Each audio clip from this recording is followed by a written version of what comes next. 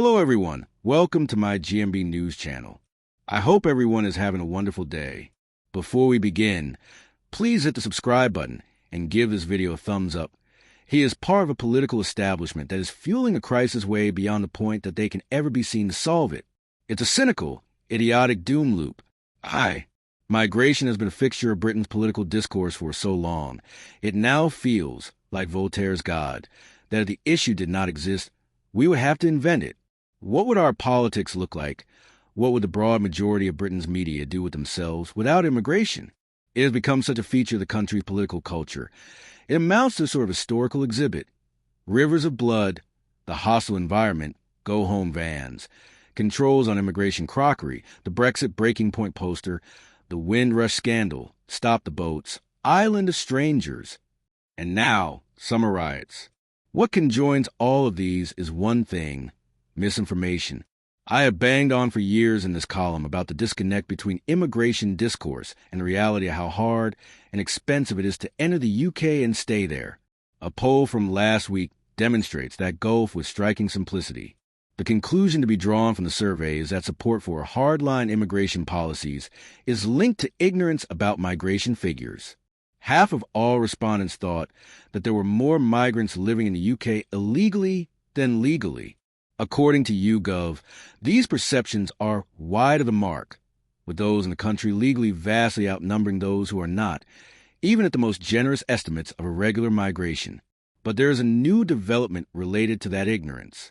Over the past 20 years or so, immigration demands have shifted from variations of controlling our borders and reducing numbers of new migrants to demanding that zero migrants be allowed to enter and requiring large numbers of migrants who came to UK in recent years to leave. This is an extraordinary development, according to YouGov. Indeed, the last time a member of a political party even hinted at any sort of deportation policy was in the late aughts, when British National Party leader Nick Griffin, another installation in the immigration exhibit, stated that he would encourage voluntary repatriation of legal migrants and those of foreign descent to return to their lands of ethnic origin. On Saturday, far-right protesters clashed with police while holding signs saying "Remigration now." This latest mutation of migration discourse to include mass deportation is down to, as ever, media and politics.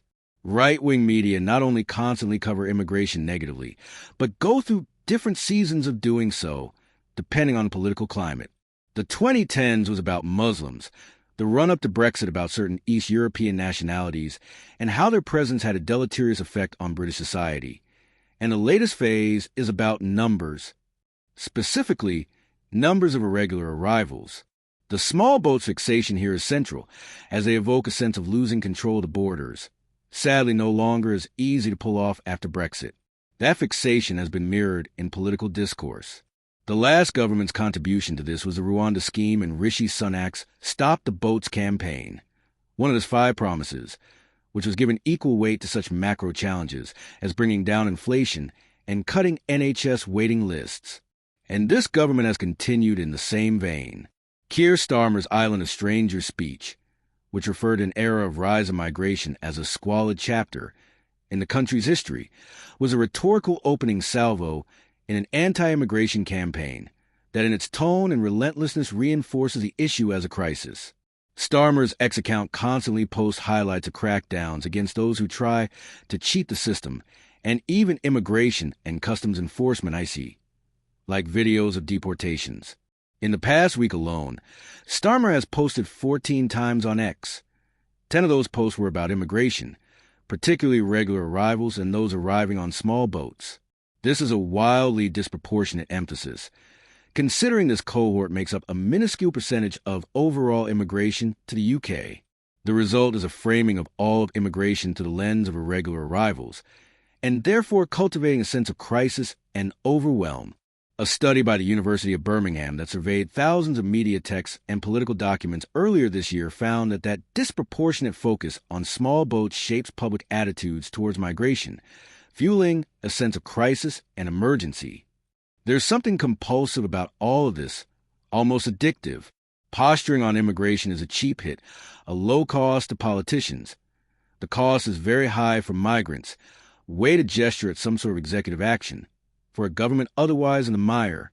The irony is that this fixation produces ignorance about all immigration, which means there is less and less the government can do to address the very myths it has seeded. If you create the impression that small boats, illegality, and cheating are the defining feature of the UK's immigration, then how can you expect the public to make distinctions that their very government does not? And so, in a grim spiral, Labour continues to fuel the sense of crisis, then chase it, never catching up, and always setting the stage for those further right to make ever bigger promises of crackdown and deranged claims about housing and crime. The galling idiocy of it all is that posting hectically about immigration and rolling out hardline measures is self-defeating. It doesn't even work to instill confidence in Labour as the only credible party on immigration. The more Labour presses the issue, the more it reinforces the validity of anti-immigration rhetoric, empowering reform as the specialized vehicle of crackdown. To voters mobilized by this, Labour can never be better than the real thing, and so it can only be a spiral. In order to keep immigration as that easily activated issue central to a political system that has few answers to any of the structural problems that are most salient to people's everyday lives, from the cost of living to lack of housing, we must always be at some sort of breaking point. That toxic energy has to go somewhere. It's not the sort of thing that can be just a casual part of discourse and stay in a holding pattern. The stakes are constantly higher, more frightening, more defining of why things are bad. And on and down it goes. We must wean the UK off its immigration dependency, Starmer said in 2022. But the problem is his and the entire political establishment's dependency on immigration as an issue to be exploited, rather than to be handled with honesty, duty of care to immigrants who are now terrorized in the streets, and to the whole country's social cohesion. So, what do you guys think about this update? Let me know in the comments below. And if you like my videos, please press like and subscribe for more. I'll see you guys next time.